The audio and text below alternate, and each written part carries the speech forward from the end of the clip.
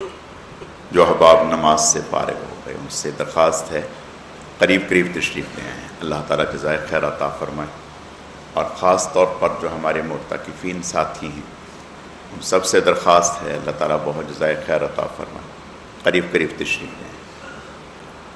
نحمدہ ونصلی علی رسولہ الکریم، اما بعد، اعوذ باللہ من الشیطان الرجیم، بسم اللہ الرحمن الرحیم۔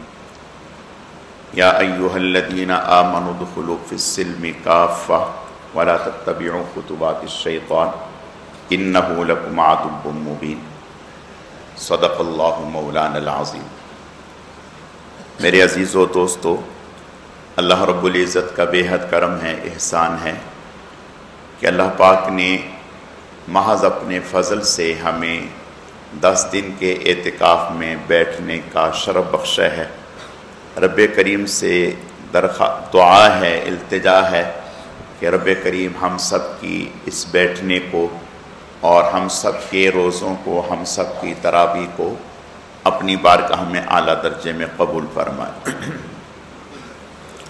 اور کمی کوتاہیوں کو اللہ تعالیٰ معاف فرما دے۔ میرے عزیزو، ممکن ہے کہ آج رمضان المبارک کا آخری دن ہو، تو اس حوالے سے کچھ ضروری باتیں عرض کرنی تھیں۔ اللہ پاک نے دین اسلام کو 5 شعبوں پر محیط فرمایا ہے۔ دین اسلام 5 شعبوں پر مشتمل ہے۔ وہ 5 شعبے کیا ہیں؟ سب سے پہلے ہیں عقائد۔ یہ بنیاد ہے، اساس ہے۔ عقائد کے بغیر آپ کی گاڑی چل سکتی ہی نہیں۔ عقائد کی مثال آپ یوں سمجھیں کہ جیسے ایک شخص ہے، اگر خدا نہ خواستہ اس کی انگلی کٹتی ہے تو اس کے اندر نقص آ گیا، لیکن وہ انسان قائم رہے گا، نقص آ گیا۔ اور اگر خدا نہ خواستہ پورا ہاتھ کٹتا ہے تو انسان رہے گا، لیکن نقص آ گیا۔ اور اگر خدا نہ خواستہ پاؤں کٹتا ہے، انسان رہے گا، نقص آ گیا۔ اور اگر خدا نہ خواستہ آنکھیں ضائع ہوتی ہیں تو نقص آ گیا، لیکن انسان رہے گا۔ اگر خدا نہ خواستہ کان ضائع ہوتے ہیں، نقص آ گیا، لیکن انسان رہے گا۔ اور اگر گردن کٹ گئی تو پھر کیا رہے گا؟ بھئی بات سمجھ میں آ گئی؟ اگر گردن کٹ گئی تو پھر کیا رہے گا؟ کچھ بھی باقی نہیں رہے گا۔ تو عقائد کی مثال ہے گردن کی۔ اگر عقائد ٹھیک ہیں تو اسلام آپ کا ٹھیک ہے، اور اگر خدا نہ خواستہ عقائد متاثر ہیں تو سمجھیں اسلام کی عمارت منہدم ہو گئی۔ اب عقائد میں کیا کیا چیزیں ہیں میں وہ عرض کرتا ہوں۔ عقائد میں سب سے پہلے ایمان باللہ، اللہ پر ایمان لانا، اللہ کی ذات پر ایمان لانا، اس کی صفات پر ایمان لانا۔ اللہ کی ذات کے معنی کہ اللہ زندہ ہے، ہمیشہ سے ہے، ہمیشہ رہے گا، وہ وحدہ لا شریک ہے، اس کی ذات میں بھی کوئی شریک نہیں، اس کی صفات میں بھی کوئی شریک نہیں۔ اس کی ذات میں شریک کرنے کا معنی یہ ہے کہ کسی اور کی عبادت کرنا شروع کر دی جائے، اس کا مطلب ہے اس کی ذات میں کسی کو شریک ٹھہرا دیا۔ اس کی صفات کا میں شریک کرنے کا مطلب یہ ہوتا ہے کہ جو کام اللہ کرتے ہیں وہ بندوں سے ہم امید رکھنے لگیں۔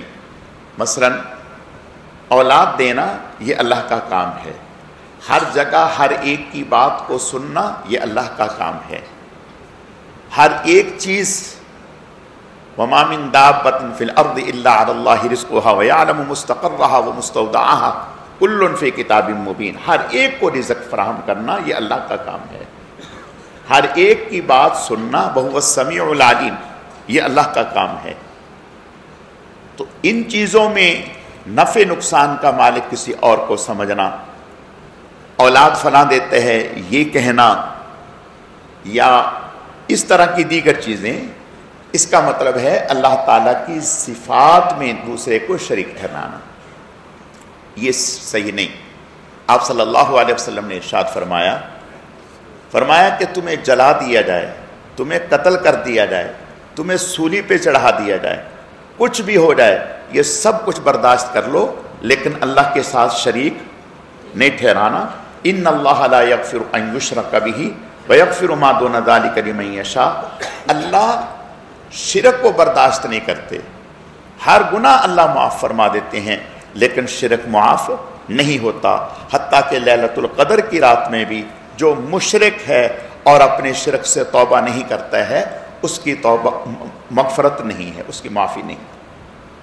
تو پتہ چلا کہ ایمان باللہ کا معنی یہ ہے کہ اللہ کی ذات کے ساتھ اللہ پر ایمان رکھنا، اور یہ عقیدہ رکھنا کہ اللہ ہمیشہ سے ہیں، ہمیشہ ہیں، اللہ ہم کو کامل علم رکھنے والے ہیں، کامل سماعت رکھنے والے ہیں، اور اللہ کا دیکھنا کمال کا ہے۔ ہم صرف زمین کے اوپر کی چیزوں کو دیکھتے ہیں، اللہ زمین کی تہوں کو بھی دیکھتے ہیں، کوئی چیز اللہ سے مخفی ہے نہیں ہے۔ والذی یصورکم فی الارحام کیف یشاء، وہ ذات ہے جو رحم مادر میں نقشے بناتا ہے، انسان بناتا ہے۔ وما یخفی علی اللہ من شیء، اور اللہ پر کوئی چیز بھی مخفی نہیں۔ دوسری چیز ہے اللہ کے نبیوں پر ایمان لانا، کہ اللہ تعالیٰ کے پیغمبر اور رسول جتنے بھی آئے وہ برحق ہیں، وہ اللہ تعالیٰ کی طرف سے بھیجے گئے ہیں۔ نبوت اور رسالت یہ کسبی چیز نہیں ہے کہ کوئی آدمی عبادت سے حاصل کر لے یا سوشل ورک کرے تو نبوت حاصل کر لے، نہیں۔ اللہ عالم حیث یجعل رسالتہ، اللہ زیادہ جانتے ہیں کہ رسالت کا حقدار کون ہے۔ اللہ یصطفی من الملائکۃ رسلا ومن الناس، اللہ ہی کو چننا ہے رسولوں میں کے لیے کہ کون اس کے لائق ہے، تو یہ بندوں کا کام نہیں ہے، رسول اللہ کی طرف سے ہوتا ہے، اور رسول معصوم ہوتا ہے، اور رسول 1,24,000 ہیں کم و بیش، بعض نے تعداد اس سے کم زیادہ بھی لکھی ہے، جن میں سے رسول انہیں کہا جاتا ہے جو مستقل صاحب شریعت ہوں، اور نبی اسے کہا جاتا ہے جو رسول کی اتباع میں، یعنی رسول کے طریقے کو آگے پھیلائیں۔ تو رسول جو ہیں وہ 313 ہوئے، رسول 313 ہوئے، اور باقی جو ہیں وہ سب نبی ہوئے، انبیاء ہوئے۔ تو اللہ کے نبیوں پر ایمان لانا، حضرت آدم علیہ السلام اللہ کے پہلے نبی ہیں، اور جناب رسول اللہ صلی اللہ علیہ وسلم اللہ کے آخری نبی ہیں، اس کے بعد اب کوئی نبی نہیں۔ تیسری چیز ہے فرشتے، یہ اللہ تعالیٰ کی ایک نورانی مخلوق ہے، اس کے بارے میں یہ عقیدہ رکھنا، مشرکین کا عقیدہ یہ تھا کہ فرشتے اللہ کی بیٹیاں ہیں، فرشتے اللہ کی بیٹیاں ہیں، یہ کفر ہے، شرک ہے، گناہ ہے، نہیں، نہ وہ مرد ہیں نہ وہ عورت ہیں، وہ اللہ کی ایک نورانی لطیف مخلوق ہے۔ کتنی تعداد ہے اللہ کے علاوہ کوئی نہیں جانتا۔ حدیث شریف میں آتا ہے کہ آسمانوں پر ایک چپے کی جگہ بھی خالی نہیں ہے جہاں اللہ کا فرشتہ موجود نہ ہو اور اللہ کی عبادت میں نہ لگا ہوا۔ تو اللہ تعالیٰ کے فرشتے بے شمار ہیں، لیکن مشہور ان میں سے 4 ہیں، حضرت جبرائیل علیہ السلام، حضرت میکائیل علیہ السلام، حضرت اسرافیل علیہ السلام، حضرت عزرائیل علیہ السلام، یہ 4 فرشتے جو ہیں مشہور ہیں، بڑے ہیں، اور سارے فرشتوں کے سردار حضرت جبرائیل علیہ السلام۔ فرشتوں کے بارے میں یہ عقیدہ رکھنا، وہ کوئی کام بھی اپنی مرضی سے نہیں کرتے، لا یعصون اللہ ما امرہم ویفعلون ما یؤمرون، وہ وہی کام کرتے ہیں جو اللہ تعالیٰ کا انہیں حکم ہوتے ہیں، ایک بال برابر بھی اللہ کے حکم سے ادھر ادھر نہیں ہوتے، ان سے گناہ نہیں ہو سکتا۔ وہ کھانے سے پاک ہیں، پہننے سے پاک ہیں، سونے سے پاک ہیں، تھکاوٹ سے پاک ہیں، نیند سے پاک ہیں، بیماری سے پاک ہیں. اللہ نے انہیں ان چیزوں سے پاک رکھا ہے. اسی طرح یہ عقیدہ رکھنا کہ اللہ پاک نے آسمانوں سے 4 کتابیں اتاری ہیں، اس کے علاوہ صحف اتارے ہیں، صحیفے اتارے ہیں، وہ سب برحق ہیں. اپنے اپنے وقت پر اللہ نے ہر نبی پر، حضرت داؤد علیہ السلام پر زبور کو اتارا، حضرت موسیٰ علیہ السلام پر تورات کو اتارا، حضرت عیسیٰ علیہ السلام پر انجیل کو اتارا، جناب رسول اللہ صلی اللہ علیہ وسلم پر قرآن کو اتارا. یہ ہمارا عقیدہ ہے. باقی پہلی کتابوں کے بارے میں تحریف ہو چکی ہے، اس میں لوگوں نے رد و بدل کر دیے ہے، وہ میں نہیں کہتا، وہ اللہ نے قرآن میں ذکر کر دیا کہ پہلے لوگوں نے اپنی کتابوں میں تحریف کر دی. لیکن قرآن انا نحن نزلنا الذکر و انا لہ لحافظون، اللہ کا ارشاد ہے کہ قرآن ہم نے اتارا ہے، ہم اس کی حفاظت کریں گے. اس میں رد و بدل نہیں ہے اور کوئی کر بھی نہیں سکے گا. اس کے بعد قیامت کے دن پر، قیامت کا دن پر حق ہے، اس میں کوئی شک کی بات نہیں ہے. اللہ نے قرآن میں جگہ جگہ فرمایا، قیامت کے بارے میں ذکر کیا. اور قیامت کے دن اولین و آخرین سب جمع ہوں گے، حساب کتاب ہوگا. وَنَضَعُ الْمَوَازِينَ الْقِسْطَ لِيَوْمِ الْقِيَامَةِ فَلَا تُظْلَمُ نَفْسٌ شَيْئًا. قیامت کے دن وزن اعمال ہوگا. فَأَمَّا مَنْ ثَقُلَتْ مَوَازِينُهُ فَهُوَ فِي عِيشَةٍ رَاضِيَةٍ وَأَمَّا مَنْ خَفَّتْ مَوَازِينُهُ فَأُمُّهُ هَاوِيَةٌ وَمَا أَدْرَاكَ مَا هِيَ نَارٌ حَامِيَةٌ. قیامت کے دن ہر انسان کے اعمال کا وزن ہوگا. قیامت برحق ہے، پل صراط برحق ہے، مرنے کے بعد زندہ ہونا برحق ہے. اس پر ایمان لانا. اب اچھی یا بری تقدیر، بری تقدیر کا معنی کیا ہے؟ بری تقدیر کا معنی یہ ہے کسی کے ساتھ بیماری ہے، کسی کے ساتھ کفر ہے، کسی کے ساتھ شرک ہے، کسی کے ساتھ ایمان ہے. یہ سب اللہ تعالیٰ کی تقسیم ہے. انک لا تہدی من احببت ولکن اللہ یہدی من یشاء. اللہ نے قرآن میں 20ویں پارے میں حضور سے فرمایا ہدایت آپ کے قبضہ قدرت میں نہیں ہے، ہدایت ہمارے قبضہ قدرت. ولا یسأل عن اصحاب الجحیم. کل قیامت کے دن آپ سے اہل جہنم کے بارے میں سوال نہیں ہوگا.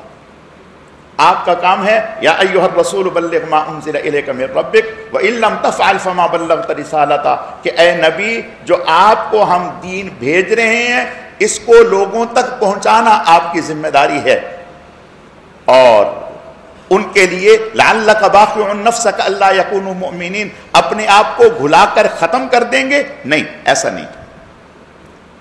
وَلَوْ شَاءَ اللَّهُ لَجَمَعَهُمْ عَلَى الْهُدَى فَلَا تَكُونَنَّ مِنَ الْجَاهِلِينَ. اگر اللہ چاہتے تو ساری انسانیت اولین و آخرین کو ہدایت پر جمع کر دیتے، کوئی ایک بھی انسان کافر نہ ہوتا. لیکن اللہ کا نظام نہیں ہے. الذی خلق الموت والحیات لیبلوکم ایکم احسن عملا. اللہ نے زندگی اور موت کو پیدا ہی اس لیے کیے ہے تاکہ دیکھے کون کیسا عمل کر رہا ہے. تو یہ ایمانیات ہیں، ان پر ایمان رکھنا. ایمان کے کیا معنی ہے؟ ایمان کا معنی ہے دل سے سچا جاننا آپ صلی اللہ علیہ وسلم اللہ کی طرف سے جو لائے ہیں، آپ کو ایک ایک بات میں، ایک ایک حرف میں، ایک ایک چیز میں سچا دل سے ماننا، اس کا نام ایمان ہے. زبان سے اقرار کرنا، اس کا نام اسلام ہے. اسلام کے معنی ظاہری اعتبار سے جتنے بھی شریعت کے احکام ہیں ان کے اوپر عمل پیرا ہو جانا، اس کا نام اسلام ہے. دل سے سچا مان لینا، اس کا نام ایمان ہے. تو میں عرض یہ کر رہا تھا کہ اسلام پورا کا پورا دین 5 شعبوں پر محیط ہے. سب سے پہلے عقائد. عقائد میں اختصار کے ساتھ، اجمال کے ساتھ یہ چیزیں میں نے آپ کے سامنے ذکر کی. دوسری چیز ہیں عبادات. عبادات وہ اللہ کے نبی نے بیان کر دی. بنی الاسلام علی 5. اسلام کی بنیاد 5 چیزوں پر. اشہادۃ لا الہ الا اللہ، سب سے پہلے گواہی دینا کہ اللہ کے علاوہ کوئی معبود نہیں. و اقام الصلاۃ، نماز قائم کرنا. والحج البیت، بیت اللہ کا حج، وصوم رمضان، اور رمضان کے روزے، الزکاۃ زکات. یہ آپ صلی اللہ علیہ وسلم نے بیان کر دی. یہ عبادات. پھر عبادات میں دو طرح کی عبادتیں ہیں. ایک وہ عبادات جن کا تعلق اللہ سے ہے، اللہ سے، حقوق اللہ، اور ایک عبادات کی وہ قسم ہے جس کا تعلق بندوں سے ہے، حقوق العباد. پھر تیسرے نمبر پر معاملات. چوتھے نمبر پر معاشرت، زندگی کیسے گزارنی ہے، گھر میں کیسے گزارنی ہے، بازار میں کیسے گزارنی ہے، محلے میں کیسے گزارنی ہے، کس طریقے سے رہنا ہے. اور پانچویں چیز ہے اخلاقیات. اگر ان پانچوں شعبوں پر آپ کا عمل ہے تو آپ سمجھو کہ آپ کا پورے دین پر عمل ہے. اور اگر خدا نخواستہ اللہ ہماری حفاظت فرمائے ایک شعبے کو لے کر کے بیٹھ گئے اور باقیوں کو چھوڑ دیا تو پکڑ ہوگی، پکڑ ہوگی. تو بھائی، ہم نے جیسے اپنی نماز کی فکر کرنی ہے، جیسے اپنے روزے کی فکر کرنی ہے، جیسے اپنے حج کی فکر کرنی ہے، جیسے اپنے زکوٰۃ کی فکر کرنی ہے، ایسے ہی اپنے معاملات کی فکر بھی کرنی ہے. معاملات میں دو نمبری نہ ہو، دھوکہ نہ ہو، فراڈ نہ ہو، جھوٹ نہ ہو. اللہ کے نبی صلی اللہ علیہ وسلم بازار میں گئے، اجناس لگی ہوئی ہیں، غلہ لگا ہوا ہے، آپ نے یوں ہاتھ ڈالا، اندر سے گیلا. آپ نے فرمایا یہ کیا؟ اس نے کہا یا رسول اللہ بارش ہو گئی تھی، بھیگ گیا تھا. آپ نے فرمایا اس کو اوپر کیوں نہیں رکھا، اس کو چھپایا کیوں؟ من غش فلیس منا، جو دھوکہ دیتا ہے وہ ہم میں سے نہیں ہے. صاف سیدھی بات. معاشرت کس طرح سے رہنا ہے، زندگی کیسے گزارنی ہے، میل جول کیسے رہنا ہے، والدین کے ساتھ کیسے رہنا ہے، بیوی کے ساتھ کیسے رہنا ہے، بھائیوں کے ساتھ کیسے رہنا ہے، دوستوں کے ساتھ کیسے رہنا ہے، محلے میں کیسے رہنا ہے. یہ ہماری معاشرت ہے. اور اخلاقیات، ہر ایک کی دل سے خیر خواہی، ہمدردی، ہر ایک کو نفع پہنچانا، ہر ایک کو ترجیحی بنیادوں پر رکھنا، پہلے دوسرے کے حقوق کی بات کرنا، اپنے بعد میں. یہ چیزیں جو میں نے اختصار سے عرض کی ہیں، اگر یہ سارے شعبے ہمارے اندر آئیں گے تو اسلام ہم میں آئے گا. اب ان میں اجمالی طور پر جو ہمارے حضرات نے، علماء نے کچھ چیزیں ایسی بتائی ہیں جو میں عرض کرتا ہوں آپ کے سامنے، جن کا تعلق ہے معاشرت سے. وہ آپ یہاں سے چونکہ اٹھیں گے، گھروں میں جائیں گے، تو اس لیے آپ کے علم میں ہونا چاہیے. مثلا پہلے عن جابر بن عبد الله انه سمع النبي صلى الله عليه وسلم يقول اذا دخل الرجل بيته فذكر الله عند دخوله وعند طعامه قال الشيطان لا مبيت لكم ولا عشاء واذا دخل فلم يذكر الله عند دخوله قال الشيطان ادركتم المبيت الى اخره. آپ صلی اللہ علیہ وسلم نے ارشاد فرمایا کہ جب تم گھر میں داخل ہو تو گھر میں کیسے داخل ہونا ہے، گھر میں کیسے داخل ہونا ہے، اس کا کیا طریقہ ہے. یہ اسلامی ادب ہے، یہ اسلامی طریقہ ہے کہ آپ نے گھر میں کیسے داخل ہونا ہے. آپ نے ارشاد فرمایا جب تم گھر میں داخل ہو تو اللہ کا نام لے کر داخل ہو. بھائی اللہ کا نام کیا لے؟ اللہ کا نام اللہم انی اسألک خیر المولج، اے اللہ میں آپ سے بہترین داخلے کا سوال کرتا ہوں. اللہم انی اسألک خیر المولج، اے اللہ میں بہترین داخلے کا سوال کرتا ہوں. بہترین داخلے کا کیا مطلب ہے؟ یا اللہ میں گھر جا رہا ہوں، مجھے نہیں پتا کہ گھر میں کیا حالات ہیں. یا اللہ جب میں گھر جاؤں تو گھر میں خوشگوار ماحول دیکھوں، گھر میں عافیت ہو، گھر میں سکون ہو، گھر میں امن ہو، گھر میں اطمینان ہو، گھر میں خوشحالی ہو. ایسا نہ ہو کہ میں گھر میں جاؤں مجھے بچہ بیمار نظر آئے، بیوی تکلیف میں نظر آئے، کوئی اور مصیبت کی خبر مجھے سننے کو ملے جس کی وجہ سے دیکھتے کے ساتھ ہی، داخل ہونے کے ساتھ ہی میری طبیعت مقدر ہو جائے. اللہم انی اسألک خیر المولج، اے اللہ میں بہترین داخلے کا سوال کرتا ہوں. وخیر المخرج، اور بہترین گھر سے باہر نکلنے کا سوال کرتا ہوں. بسم اللہ ولجنا و بسم اللہ خرجنا، اے اللہ میں آپ ہی کے نام کے ساتھ اپنے گھر میں داخل ہو رہا ہوں، آپ ہی کے نام کے ساتھ گھر سے نکلوں گا. وعلی اللہ ربنا توکلنا، اے اللہ آپ ہی ہمارے رب ہیں، آپ ہی پر ہمارا بھروسہ ہے. یہ دعا کریں. اور یہ دعا کرنے کے بعد دروازے پر دستک دیں، اور اگر گھر سے باہر گھر پوچھیں کون تو بتا دیں، اور اگر پتہ ہوتا ہے بھی یہ دستک کا انداز پتہ ہوتا ہے.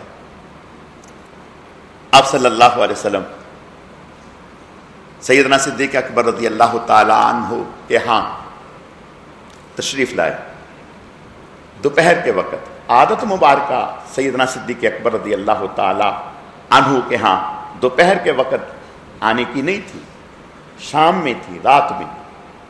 اس دن جس رات کو ہجرت کرنی تھی دوپہر کے وقت تشریف لائے. دوپہر کے وقت تشریف لائے جب لوگ سو رہے تھے گھروں میں، آرام، سخت دھوپ، آرام اپنے اپنے گھروں میں. تو جیسے ہی آپ علیہ السلام نے دروازے پر دستک دی، صدیق اکبر رضی اللہ تعالیٰ نے پوچھا نہیں، فوراً دروازہ کھول دیا. آپ نے کہا کہ بھائی آپ نے پوچھا نہیں؟ کہا یا رسول اللہ وہ پھر دوستی کیا ہوئی جو دوست کی اداؤں کو ہی نہیں پہچان سکا، وہ تعلق کوئی کیا ہوا جو دوست کی اداؤں کو پہچان نہ سکا. یا رسول اللہ آپ کی خوشبو، آپ بعد میں دروازے پر آئے ہیں، آپ کی خوشبو پہلے ہی گھر پہنچ گئی ہے. تو اگر گھر والوں کو پتہ ہے کہ ہم آ گئے ہیں، وہ دروازہ کھول رہے ہیں، تو ہمارا کام ہے کہیں السلام علیکم ورحمۃ اللہ وبرکاتہ. پہلے دعا پڑھیں جو میں نے عرض کی ہے، پہلے دعا پڑھیں. اللہم انی اسألک خیر المولج و خیر المخرج، بسم اللہ ولجنا و بسم اللہ خرجنا وعلی اللہ ربنا توکلنا. یہ دعا پڑھیں اور یہ تصور کریں اے اللہ بس میں گھر جا رہا ہوں، آپ ہی مہربانی فرمائیے، گھر میں خوشگوار ماحول ہو، اچھا ماحول ہو، میں جاؤں میرا دل خوش ہو جائے، آنکھیں ٹھنڈی ہو جائیں، مجھے گھر میں پہنچ کر سکون اطمینان ہو. یہ دعا کر کے اور گھر والے دروازہ کھولیں تو مسکراتے ہوئے، اللہ کے نبی صلی اللہ علیہ وسلم حضرت عائشہ صدیقہ رضی اللہ تعالیٰ عنہ فرماتی ہیں کہ جب آپ صلی اللہ علیہ وسلم گھر میں تشریف لاتے تھے تو کبھی ایسا نہیں ہوا کہ مسکراتے ہوئے نہ، اور خون خار نظروں سے نہیں، اوہو ایسے منہ بنا کے ادھر ادھر ساری دنیا میں ہنستے بستے بہت اچھے طریقے سے، اور بیگم کے سامنے روب جمانے کے لیے ایسا منہ پھلا رکھا ہے. توبہ توبہ توبہ توبہ، یہ سنت کے خلاف نہیں. وہ ہماری ملازم کوئی ہے، اس کے منصب کو پہچانے، وہ کیا ہے، وہ تو ہمارا شریک حیات ہے، ہماری زندگی میں پارٹنر ہے ہمارا. اس کو ہم نے عزت دینی ہے، اس کو ہم نے احترام دینا ہے، اس کو ہم نے محبت دینی ہے. ہم اگر چاہیں کہ ہمیں تو محبت ملے، ہمیں احترام بھی ملے، ہمیں عزت بھی ملے، ہمیں مقام بھی ملے، اور ہم دوسرے کو عزت نہ دیں، ایسا کیسے ہوگا؟ نہیں، آپ چھوٹے کو عزت دیں، آپ اتنی عزت دیں گے وہ اتنی عزت دے گا آپ کو. اگر آپ نے بیوی کو عزت نہیں دینی تو آپ کے خاندان میں کوئی بیوی کو عزت نہیں دے گا. لکھ لیں میری بات، جی بالکل. اگر ہم نے، شوہر نے بیوی کو عزت نہ دی تو آپ کے خاندان میں کوئی آپ کی بیوی کو عزت نہیں دے گا. اور اگر آپ نے اس کو عزت دی، احترام دیا، تو دوسرے بھی اس کو عزت دیں گے، احترام دیں گے. اس کا کیا قصور ہے کہ وہ سب کو چھوڑ چھاڑ کے آپ کے لیے آپ کے گھر میں آ گئی؟ ساری دنیا سے کسی کا فون آ جائے، کوئی عورت ہو، اس سے تو بڑی میٹھی میٹھی باتیں ہوتی ہیں اور لمبی باتیں ہوتی ہیں، اور دل چاہتا ہے کہ بھائی کرتے ہی رہیں، کال ختم ہی نہ ہو.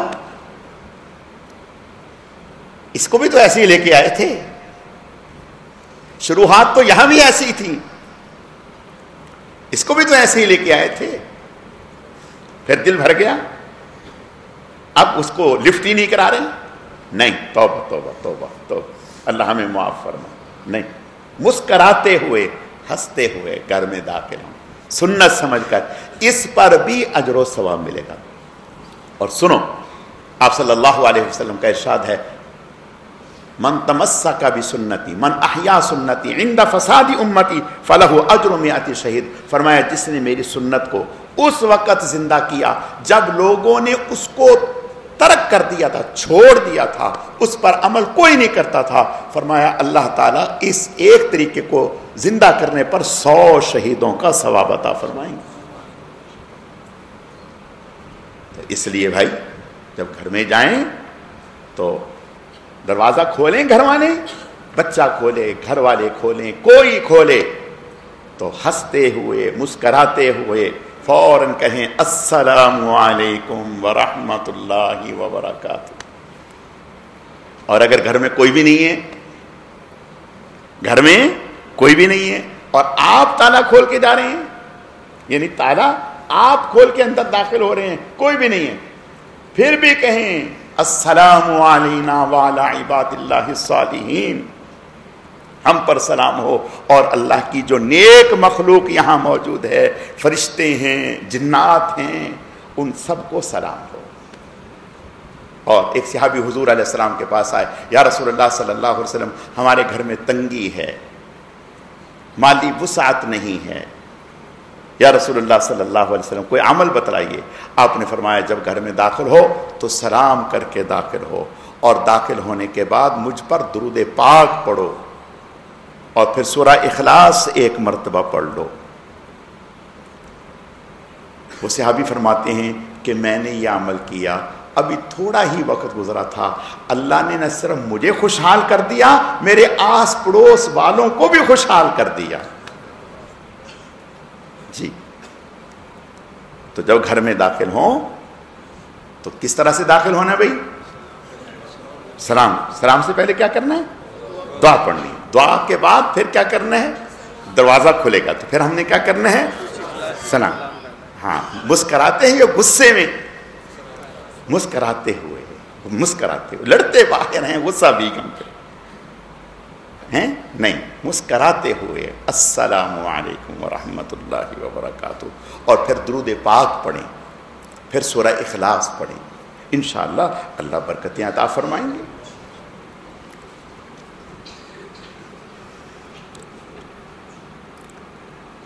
گھر میں چھپکے سے داخل نہیں ہونا چاہیے، جا کے بیگم کے اوپر چھاپا ماریں نہ، توبہ نہیں۔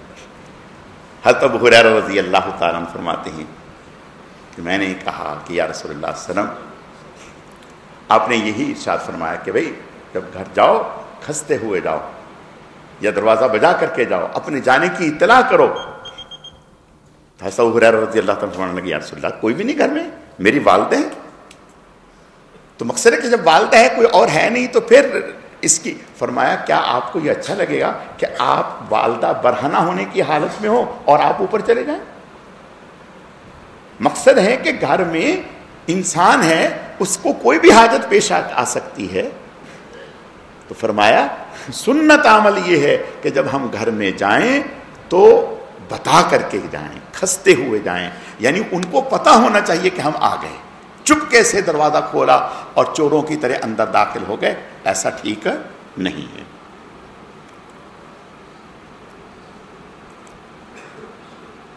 گھر میں رہتے ہوئے بھی سطر کا اہتمام کریں، یہ بھی سنت ہے، ادب ہے گھر میں۔ یعنی اگر آدمی گھر میں اکیلا ہے تو بلا ضرورت اپنا سطر نہ کھولیں۔ سطر کا کیا معنی ہے؟ ناف سے لے کر گھٹنے تک بلا ضرورت کے درجے میں کھول سکتے ہیں، اور فوراً ڈھکنا چاہیے، اور سطر کھولنے سے پہلے بسم اللہ پڑھنی چاہیے۔ اگر سطر کھولنے سے پہلے بسم اللہ پڑھ لیتے ہیں تو اللہ تعالیٰ شیاطین کے درمیان اور آپ کے سطر کے درمیان آڑ حائل کر دیتے ہیں، پردہ حائل کر دیتے ہیں، وہ آپ کے سطر کی طرف دیکھ نہیں سکیں گے، آپ کے سطر کی طرف نہیں دیکھ سکیں گے۔ تو فرمایا اس کا خیال رکھیں۔ اگلی بات فرمایا گھروں کو قبرستان نہ بنائیں۔ کیا مطلب؟ یعنی گھروں میں اللہ کا ذکر ہو، اللہ کا ذکر ہو.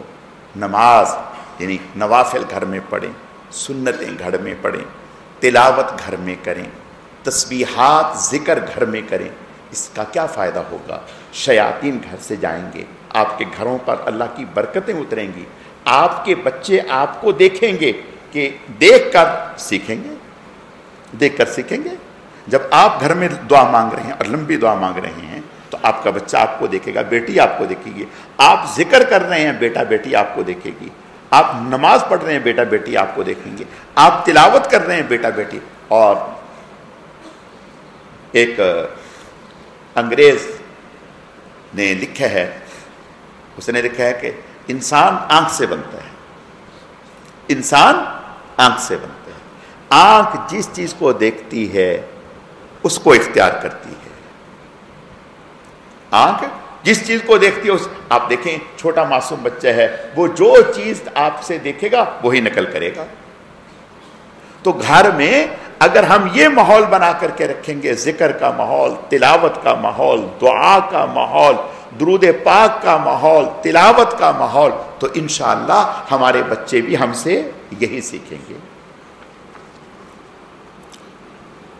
گھر میں شرعی پردے کو رواج دیں. اگر گھر میں یعنی کئی سارے بھائی رہتے ہیں تو کوشش کریں شرعی پردہ اختیار کریں، اس کی بڑی برکتیں ہیں. ایک صحابی فرمانے لگے یا رسول اللہ صلی اللہ علیہ وسلم، کیا دیور سے بھی پردہ ہے؟ یعنی دیور میری بیوی کا میرے بھائی سے پردہ ہے؟ آپ نے فرمایا تمہارا بھائی تو تمہاری بیوی کے لیے موت ہے، موت ہے. آپ یقین جانیں میرے سامنے ایسے واقعات ہیں کہ چھوٹے بھائی نے بڑے بھائی کا گھر برباد کر دیا. اس نے اپنے میاں سے یعنی بڑے بھائی سے طلاق لی اور دیور کے ساتھ شادی کر لی، دیور کے ساتھ شادی کر لی. یہ میرے پاس واقعات ہیں. اللہ کے نبی نے جو فرمایا بالکل برحق. تو شرعی پردے کو گھر میں رائج کریں.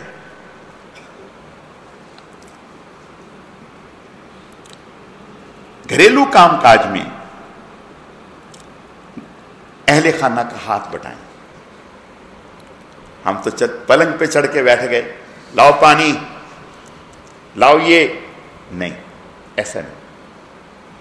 بلکہ گھر والوں کے ساتھ ان کے کام کاج میں ہاتھ بٹائیں. وہ کہیں گی نہیں نہیں نہیں چھوڑے آپ کیوں ایسا، نہیں کوئی بات. میں اس پر ایک واقعہ سناتا ہوں. حکیم الامت مولانا اشرف علی صاحب تھانوی رحمۃ اللہ علیہ کے خلیفہ ڈاکٹر عبدالحی عارفی رحمۃ اللہ علیہ، جو تقی عثمانی صاحب دامت برکاتہم العالیہ، مولانا یوسف الدہانوی اور بڑے بڑے حضرات کے شیخ تھے، رفیع عثمانی صاحب کے شیخ تھے. تو فرمانے لگے کہ ایک عجیب بات بتاؤں. لوگوں نے کہا جی بتائیں. کہا کہ میں نے پوری زندگی اپنے آپ کو خادم بنایا، مخدوم نہیں بنایا، مخدوم نہیں بنایا، خادم بنایا.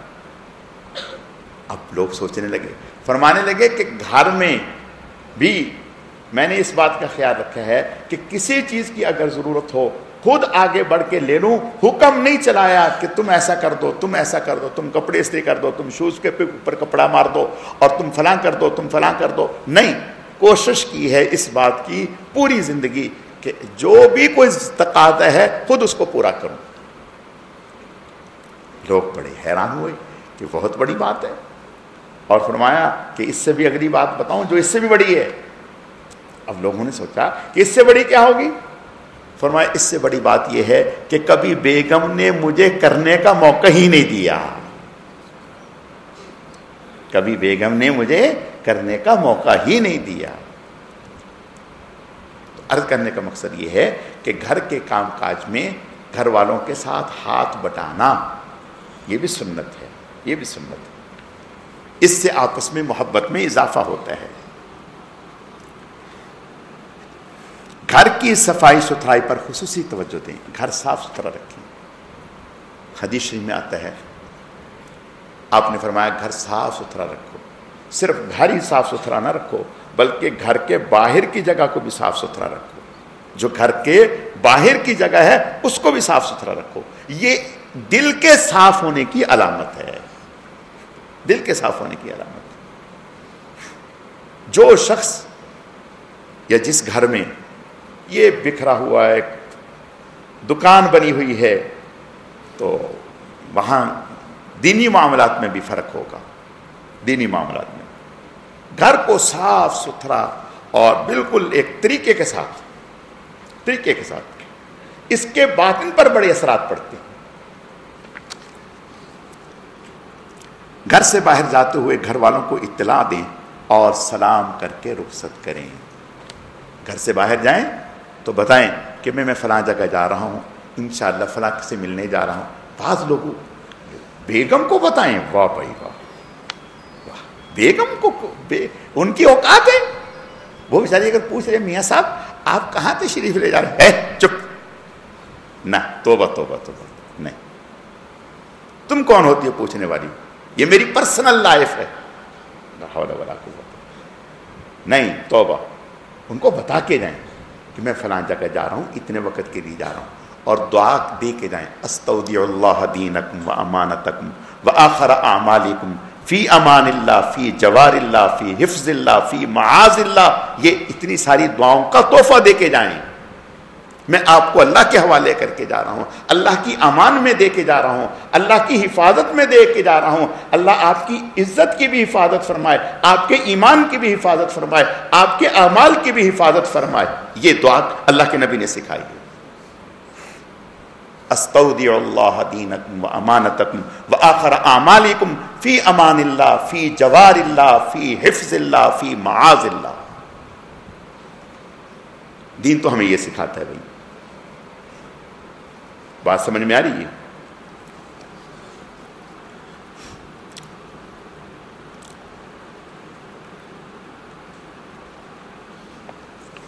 اگلا 11واں, اگر تو گھر میں تنگی ہے, مالی فراوانی نہیں ہے, تو صبر کریں.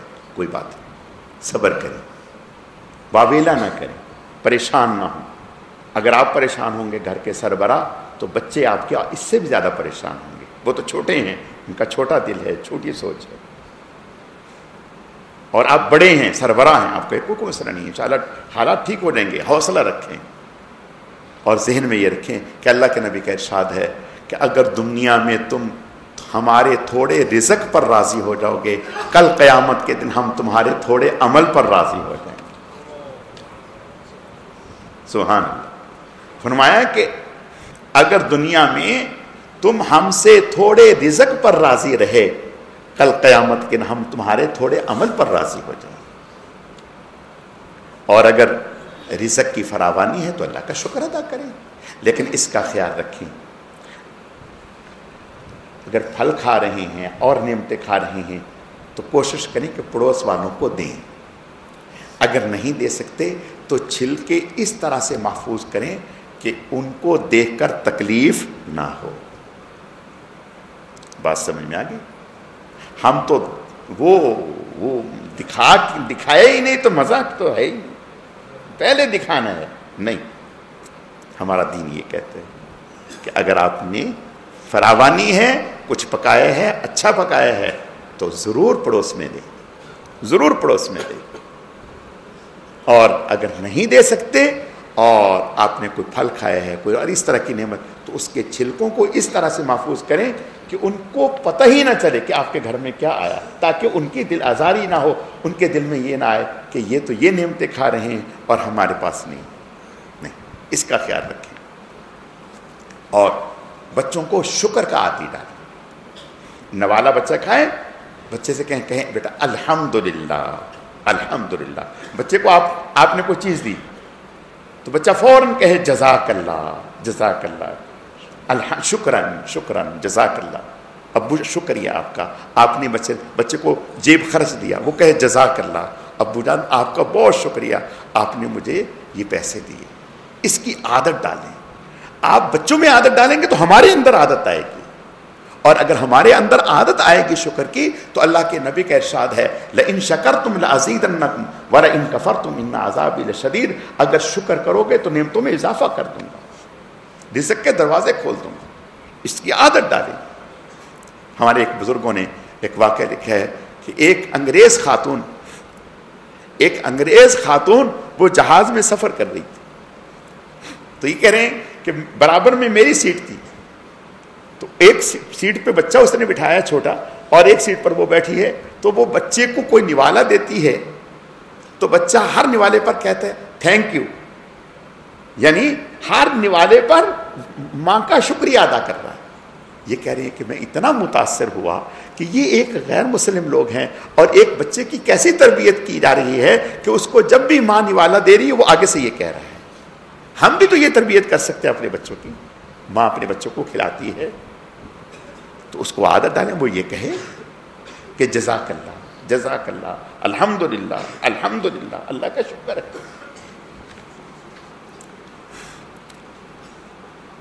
مہمان کے آ جانے پر خوش دلی کا مظاہرہ کریں۔ اگر گھر میں کوئی مہمان آ گیا تو خوش ہوں، اس کے سامنے رونا دھونا نہ کریں، پہلے ہی آٹا نہیں ہے اوپر سے تم بھی آگے، نہیں، کوئی بات نہیں، مہمان آئے ہیں تو انشاءاللہ وہ اپنا رزق ساتھ لے کے آیا ہے، اللہ تعالیٰ خیر و برکتیں عطا فرمائیں گے۔ اور حدیث شریف میں آتا ہے کہ مہمان اگر آپ کے گھر میں آتا ہے تو وہ رزق لے کر آتا ہے اور جاتے ہوئے تمام گھر والوں کے گناہ بخشوا کر جاتا ہے، تمام گھر والوں کے گناہ بخشوا کر جاتا ہے اس کی برکت سے، اور اس کی جو ہم نے اکرام کیا ہے، اس کے اوپر جو خرچ کیا ہے، اس کی برکت سے اللہ تعالیٰ تمام گھر والوں کے گناہ بخش دیتے ہیں۔ تو اس لیے لیکن مہمانوں کو اتنا اچھا بھی نہ کھلائیں کہ وہ تو آپ کا گھر ہی دیکھ لیں، یہ تو عذرا ہے۔ مہمان کو تو جتنا ہمارے بس میں ہے، دیکھو نہ تو بہت زیادہ تکلف کہ اپنی حیثیت سے بڑھ کر، اور نہ یہ کہ حدیث شریف میں آتا ہے کہ اگر مہمان آئے، مہمان کے لیے حکم ہے کہ 3 دن تک مہمان ہے، 3 دن تک مہمان ہے، اس کے بعد عام جو گھر میں کھانا پکتا ہے وہ کھلائیں، اس کو دال روٹی جو ہے وہ کھلائیں۔ 3 دن تک مہمان ہے، 3 دن تک آپ اس کی تواضع کر سکتے ہیں۔ پڑوسیوں اور کرایہ داروں کے حقوق کا خاص یاد رکھیں، یعنی اگر آپ اپنے پڑوسیوں کا خیال رکھیں۔ صحابی نے پوچھا یا رسول اللہ ہمارے ایمان کا کیسے پتہ چلے گا؟ فرمایا اگر اپنی ایمان کو جانچنا ہو تو پڑوسی سے گواہی لے لو، اگر پڑوسی آپ کی تعریف کر رہا ہے، آپ سے مطمئن ہے، آپ کے اخلاق سے مطمئن ہے، پڑوسی کو آپ سے کوئی شکایت نہیں ہے، تو آپ کامل ایمان رکھتے ہیں۔ اور اگر پڑوسی کو آپ نے نچا رکھا ہے، ستا رکھا ہے، تو اپنے ایمان کی فکر منائیں۔ تو فرمایا کہ پڑوسیوں کا خاص خیال رکھیں، ان کو ہم سے کوئی تکلیف نہیں ہونی چاہیے، اور اگر والدین بھی ساتھ ہوں تو ان کے حقوق کی پورے طور پر رعایت رکھیں اور ان کی مکمل اطاعت کریں، اور کبھی انہیں شکایت کا موقع نہ آنے دیں۔ بیوی کی ہمیشہ دلجوئی کریں، چھوٹی چھوٹی باتیں نظر انداز کریں۔ دیکھیں انسان تو سبھی ہیں، غلطی کوتاہی تو ہر ایک انسان سے ہو جاتی ہے، اگر بیوی سے کچھ تھوڑی بہت غلطی کوتاہی ہو گئی تو اس کو نظر انداز کریں۔ ایک صحابہ حضرت عمر رضی اللہ تعالیٰ عنہ کے پاس آئے اور آ کر کے بیٹھے، کچھ دیر کے بعد چلے گئے، بولے کچھ نہیں۔ حضرت عمر رضی اللہ تعالیٰ نے اس کو بلایا اور بلا کر کے فرمایا بھئی کیا ہوا؟ آئے تھے اور چلے گئے؟ کہا کہ میں شکایت لے کے آیا تھا۔ کس کی؟ بیگم کی۔ تو پھر کہا کہ آپ کو بھی ڈانٹ پڑ رہی ہے، تو میں نے کہا کہ میں کیا حل چاہوں، میں نے آواز سن لی، آپ کو بھی اندر سے ڈانٹ پڑی ہے۔ حضرت عمر رضی اللہ تعالیٰ مسکرانے لگے، فرمایا میاں دیکھو، جو ہمارا باورچی ہے، جو ہمارے بچوں کا تربیت کرنے والا ہے، جو ہمارے اور جہنم کے درمیان آڑ ہے، جس کی برکت سے ہمارا ایمان مکمل ہوا، جو ہماری عزت آبرو کی حفاظت کرتا ہے، جو ہماری ہر راحت کا خیال رکھتا ہے، اگر کبھی اس طرف سے کبھی سختی آ جائے تو برداشت کرنی چاہیے۔ حضرت لقمان حکیم، ایک دفعہ ان کا مالک جو تھا پھل لایا اور پھل لا کر کے کاٹا اور کاٹ کر کے حضرت لقمان حکیم کو دیا، کہا کہ پتہ نہیں، میں نے چکھا نہیں، کیسا ہے، آپ کھا کے دیکھیں، اچھا لگے تو ٹھیک ہے، نہ اچھا لگے تو تھوک دینا۔ کہا ٹھیک ہے، چھوڑ دینا۔ دیا تو حضرت لقمان حکیم واہ واہ واہ کیا بات ہے، مزہ ہی آ گیا، کھایا کھایا۔ آخر میں ایک بچہ، اس نے کہا اتنے مزے انہوں نے لے لیا، میں بھی تھوڑا سا لے لوں۔ جب انہوں نے کھایا تو وہ کھا ہی نہ سکے، اتنا کڑوا اتنا کڑوا۔ تو وہ بڑا حیران ہوا کہ یہ کیا، آپ تو ایسے مزے لے رہے تھے کہ جیسے بہت اچھا ہے اور میں نے بھی چکھ لیا، لیکن یہ تو بہت کڑوا ہے، تو آپ کیوں ایسا کر رہے تھے؟ کہا آپ کے ہاتھ سے ہمیشہ اچھا کھایا ہے، آج اگر غلطی سے کڑوا آ گیا تو یہ حیا اور وفا کے خلاف ہے کہ میٹھا میٹھا ہپ ہپ اور کڑوا کڑوا تھوک تھوک۔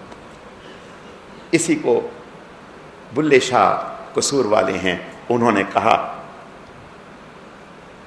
ایک شعر انہوں نے کہا،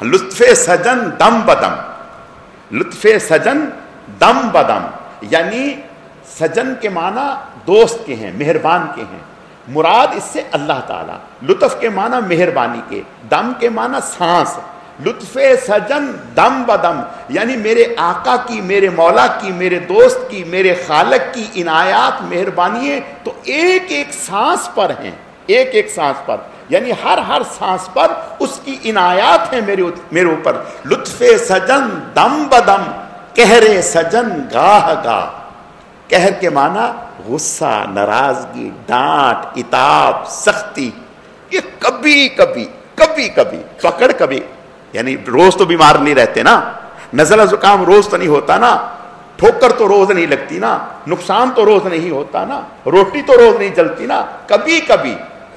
کہا لطف سجن دم بدم، قہر سجن گاہ گاہ، کبھی کبھی، ایویں سجن واہ واہ، اونویں سجن واہ واہ، میرے دوست کی یہ بھی ادا واہ واہ، وہ بھی ادا واہ واہ، یہ بھی ادا واہ واہ، وہ بھی ادا واہ واہ۔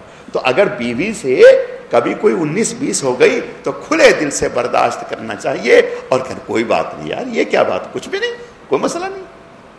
یہ نہیں کہ ڈنڈا اٹھایا، لٹ اٹھائی، تو ایسی تیسی، چل تو اپنی امی کے گھر، چل تو اپنے ابا کے گھر، تیری نہیں، یہ مردانگی کے خلاف ہے۔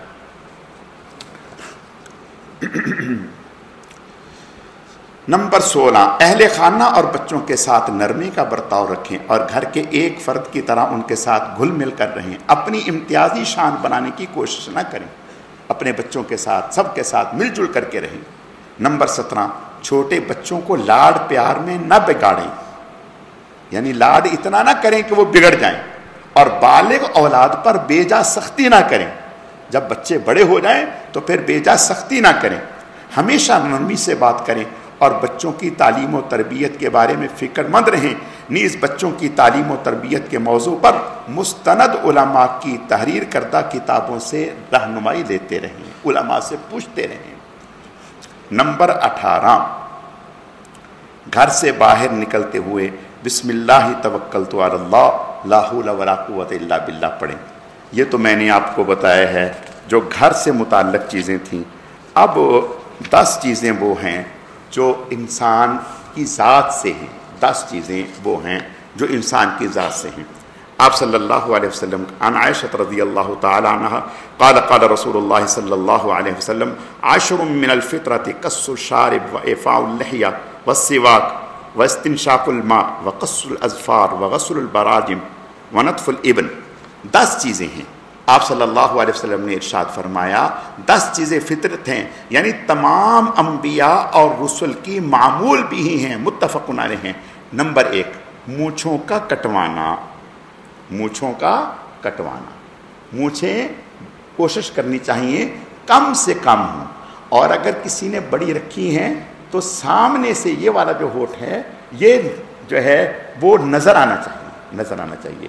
اور بعض لوگوں نے چھلنی کا کام کر رکھا ہے، یعنی مونچھ اتنی بڑی ہوتی ہے کہ پانی پن پن کے اندر جا رہا ہے، نہیں، یہ کام تو چھلنی سے لینا چاہیے نا، نہ کہ منہ سے لینے، یہ ویسے بھی اچھا نہیں لگتا، تہذیب کے بھی خلاف ہے۔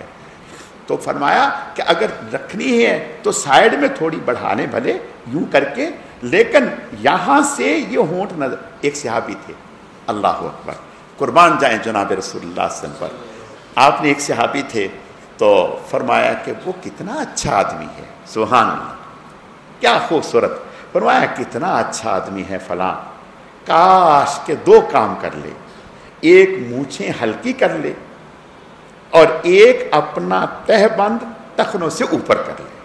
اللہ اکبر، اسے خبر ملی کہ رسول اللہ صلی اللہ علیہ وسلم نے میرے بارے میں یہ فرمایا، فوراً گئے نائی کے پاس اور مونچھوں کا رگڑا نکلوایا، مونچھیں صحیح کروائیں اور تہبند کو کاٹا، اونچا کیا۔ حضور علیہ السلام کے پاس آئے، فرمایا واہ واہ کتنے پیارے لگ رہے ہو، کتنے پیارے لگ رہے ہو۔ تو اللہ کے نبی صلی اللہ علیہ وسلم نے ارشاد فرمایا کہ مونچھیں جو ہیں ہماری وہ کم ہونی چاہیے، اگر رکھنی ہی ہیں تو آگے سے یہ جو ہمارا ہونٹ کی یہ سیاہی ہے یہ نظر آنی چاہیے، یہ ڈھکی ہوئی نہیں ہونی چاہیے، اور داڑھی بڑھانی چاہیے۔ حدیث شریف میں آتا ہے آپ صلی اللہ علیہ وسلم کے پاس ایران سے 2 سفیر آئے، ان کی مونچھیں تھیں، داڑھی مونڈی ہوئی تھی، آپ نے فرمایا یہ کیا شکل بگاڑ رکھی ہے، آپ نے منہ پھیر لیا، وہ ادھر سے آئے، پھر آپ نے منہ پھیر لیا، آپ نے فرمایا یہ کیا شکل بگاڑ رکھی ہے، کس نے تمہیں ایسا کیا ہے، کہنے کا تو ان سے نے کہا کہ ہمارے بادشاہ نے۔ آپ نے فرمایا اگر تم قاصد نہ ہوتے میں تمہیں سزا دیتا، میرے اللہ نے تو مجھے داڑھی بڑھانے کا اور مجھے کم کرنے کا حکم دیا۔ تو بھائی اس چیز کا خیال رکھیں۔ اور تیسری چیز ہے مسواک کرنا، مسواک کرنا، یہ یعنی تمام انبیاء کی سنت ہے، ناک میں پانی ڈال کر ناک کو اچھے طریقے سے صاف کرنا، ناخن کاٹنا، ناخن کاٹنا، یہ تمام انبیاء کی سنت ہے، ناخن کاٹنا، بدن کے جوڑوں کو دھونا،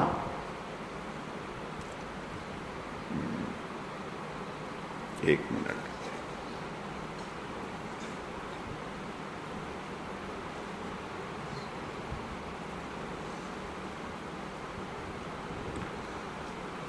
اس کو ذرا دیکھ لیں گے۔ بغل کے بال اکھاڑنا، بغل میں جو ہمارے بال آتے ہیں تو علماء نے لکھا ہے کہ اگر آدمی ابتداً ان کو اکھاڑنا شروع کر دے، یعنی بال نوچنا شروع کر دے، تو اس سے یہ ہوتا ہے کہ یہ بال آہستہ آہستہ ختم ہو جاتے ہیں، اور جب بال نہیں ہوتے تو بدبو نہیں ہوتی، جب جیسے بال زیادہ ہوں گے، گھنے ہوں گے تو بدبو پھیلے گی۔ تو اس لیے کہا کہ بالوں کو اکھاڑنا، یعنی اگر اکھاڑ نہیں سکتے بال لیکن ان کی صفائی کا خیال رکھیں، بال بڑے ہوں گے تو بدبو پیدا ہوگی، یعنی ان کو صاف رکھیں۔ زیر ناف بال صاف کرنا، زیر ناف بال صاف کرنا۔ نمبر 9 پانی سے استنجا کرنا۔ نمبر 10 کلی کرنا۔ تو آپ صلی اللہ علیہ وسلم نے داڑھی کے حوالے سے بتایا کہ داڑھی ایک مشت ہونی چاہیے، اس سے چھوٹی، اور حدیث شریف میں آتا ہے کہ حضرت لوط علیہ السلام کی قوم پر جو اللہ کا عذاب آیا اس وجہ سے کہ وہ داڑھی منڈاتے تھے، کھلم کھلا شریعت کی خلاف ورزی کرتے تھے، تو اس وجہ سے، اور ٹخنے ڈھکتے تھے، گانے بجانے سنتے تھے، اس وجہ سے قوم لوط پر عذاب آیا۔ اللہ تعالی ہماری حفاظت فرمائے، ہمیں اس سے بچنا چاہیے۔ اور یہ جو رخساروں یہ ہے، یہ ان سے بال ہم جو ہے صاف نوچ بھی سکتے ہیں، خط بھی بنوا سکتے ہیں، ان جگہوں پر خط بنوانا صحیح ہے۔ مونچھیں دونوں طرف کے، اچھا عورت کے لیے سر کے بال منڈوانا یا چھوٹے کرنا حرام ہے، اس پر لعنت آئی ہے۔ اچھا زیر ناف بال جو ہے مرد کے لیے بلیڈ سے صاف کرنا بہتر ہے، مرد کے لیے بلیڈ سے صاف کرنا بہتر ہے۔ اگر پاؤڈر یا کریم وغیرہ استعمال کرتا ہے جائز ہے، لیکن پسندیدہ نہیں ہے، پسندیدہ نہیں ہے۔ اچھا، اور جو زیر ناف بال ہیں ان کو صاف کرنے میں جو ہے ناف سے نیچے شروع کرنا چاہیے، یعنی ناف سے شروع کرنی، جیسے آدمی زیر ناف بال صاف کرنا ہے تو کہاں سے شروع کرے؟ تو ناف کے نیچے سے اس کو شروع کرے، اور پھر ناف کے نیچے سے کر کے پھر دائیں طرف سے کر کے پھر بائیں طرف سے کرے، اس طرح سے کرے۔ حالت جنابت میں، ناپاک ہونے کی حالت میں ناخن نہیں کاٹنے چاہیے اور حجامت نہیں کرانی چاہیے، زیر ناف بال صاف نہیں کرنے چاہیے، اس لیے کہ یہ ہمارے جسم کے اعضاء ہیں یا ہمارے جسم کا حصہ ہیں، تو ناپاکی کی حالت میں ان کو دور کرنا، کاٹنا صحیح نہیں ہے۔ جب ہم پاک ہوں تو پھر جو ہے حجامت کرا لیں، ناخن کاٹ لیں، صحیح ہے۔ اور ناخن وغیرہ اگر کاٹے ہیں تو ان کو زمین میں دفن کر دینا چاہیے، کچرے میں نہیں ڈالنا چاہیے۔ ناخن وغیرہ اگر کاٹے ہیں تو ان کو زمین میں دفن کر دینا چاہیے، کچرے میں نہیں ڈالنا چاہیے۔ دانتوں کا خلال کرنا اور مسواک کا معمول بنانا یہ سنت عمل ہے، یہ سنت عمل ہے۔ تو یہ چیزیں آدمی سے متعلق تھیں۔ اب میری درخواست ہے کہ ہم جو ساتھی بیٹھے ہیں وہ چونکہ چند ایک ساتھی 8 10 ساتھی ایک دوسرے کے ساتھ نماز کا وہ کر لیں، کیا اس کو مذاکرہ کر لیں، یعنی نماز ایک دوسرے کو پڑھ کے بھی دکھا دیں اور ایک دوسرے کو سنا دیں، اور یا اگر آپ کہتے ہیں تو، لیکن سنانی تو آپ نے بھی ہے، پڑھ کے تو میں آپ کو دکھا دوں گا کہ کیسے پڑھنی ہے، لیکن سنانی ہے اپنی نماز۔ اپنے اگر حافظ بچوں کو آپ سنا دیں گے تو انشاءاللہ بہتر ہو جائے گا۔ ابھی ایسا کرتے ہیں، پہلے دعا کر لیتے ہیں، پھر اس کے بعد جو ہے آپ حضرات یہ عمل کر لیں، اور پھر انشاءاللہ تعالی ہم جو ہے وہ درود شریف پڑھ کے اور مجلس ذکر بھی کر لیں گے۔ الحمدللہ رب العالمین والعاقبۃ للمتقین والصلاۃ والسلام علی سید المرسلین اللہم صلی علی محمد النبی الامی وعلی آلہ واصحابہ وبارک وسلم وصلی علیہ اللہم لک الحمد کما انت اہل فصلی علی محمد کما انت اہل وفعل بنا ما انت اہل فانک اہل التقوی واہل المغفرہ۔ اے اللہ، جو کچھ کہا سنا گیا اپنی بارگاہ میں قبول فرما، کمی کوتاہیوں کو معاف فرما، اعمال میں اخلاص پیدا فرما، اپنی رضا نصیب فرما، بہکنے بھٹکنے گمراہ ہونے سے ہماری حفاظت فرما۔ سبحان ربک رب العزت عما یصفون وسلام علی المرسلین والحمد للہ رب العالمین۔ بھائی 10 ساتھی ہو جائیں، اللہ تعالیٰ جزائے خیر عطا فرمائیں۔ ایک دفعہ اپنی نماز سنا دیں ایک دوسرے کو، انشاءاللہ اس سے بہت فائدہ ہوگا۔